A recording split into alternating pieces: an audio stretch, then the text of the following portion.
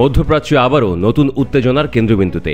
একদিকে ইরানের পরমাণু কর্মসূচি নিয়ে উদ্বেগ বাড়ছে, অন্যদিকে যুক্তরাষ্ট্র ও ইসরায়েলের পক্ষ থেকে আসছে কঠোর বার্তা। পশ্চিমা একটি সংবাদ মাধ্যমের প্রতিবেদন অনুযায়ী ইরান তার পরমাণু সক্ষমতা উল্লেখযোগ্যভাবে বৃদ্ধি করছে এবং এর জবাবে সম্ভাব্য একটি সামরিক অভিযান নিয়েও ভাবছে যুক্তরাষ্ট্র ও ইসরায়েল।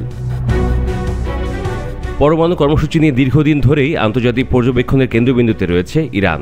দেশটি দাবি করে যে তাদের কর্মসূচি শান্তিপূর্ণ উদ্দেশ্যে, বিশেষত জ্বালানি উৎপাদন ও চিকিৎসা গবেষণা ব্যবহারের জন্য। তবে পশ্চিমা দেশগুলোর একটি অংশ, বিশেষ করে যুক্তরাষ্ট্র ও ইসরায়েল, মনে করে এই কর্মসূচি আড়ালে রয়েছে সামরিক উদ্দেশ্য।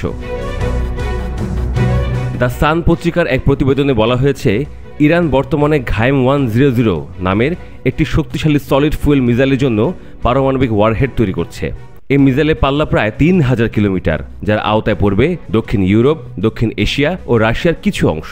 এই প্রযুক্তি তৈরি হচ্ছে শাহরুত, সেমনান ও সুরখে হাসার নামক স্থানে। এই সাইটগুলোর মধ্যে শাহরুত ও সেমনান আগে স্যাটেলাইট উৎক্ষেপণ কেন্দ্র হিসেবে পরিচিত ছিল, কিন্তু বর্তমানে সেগুলোকে পারমাণবিক ও মিসাইল গবেষণার কাজে ব্যবহারের অভিযোগ উঠেছে। সুরখে হাসার গবেষণা চলছে ভূগর্ভস্থ বিস্ফোরণ ও পারমাণবিক শক্তির ওপর। ইরানের প্রতিরক্ষা গবেষণা সংস্থা এসপিএনডি এসব প্রকল্প তদারকি করছে বলে দাবি করা হয়েছে।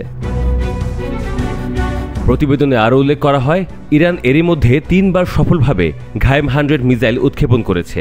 এই কর্মসূচির কিছু অংশে উত্তর কোরিয়ার প্রযুক্তির প্রভাবও রয়েছে বলে ধারণা করছেন পশ্চিমা বিশ্লেষকরা। অন্যদিকে ইসরায়েলের এক রাজনৈতিক সূত্র দ্য সানকে জানায়, এই হুমকি অনেক আগেই প্রতিহত করা উচিত ছিল। সূত্রটি আরও ইঙ্গিত করে যে এখন যুক্তরাষ্ট্র ও ইসরায়েল মিলে ইরানের পরমাণু সক্ষমতা ধ্বংসে সামরিক হামলার একটি পরিকল্পনা তৈরি করছে।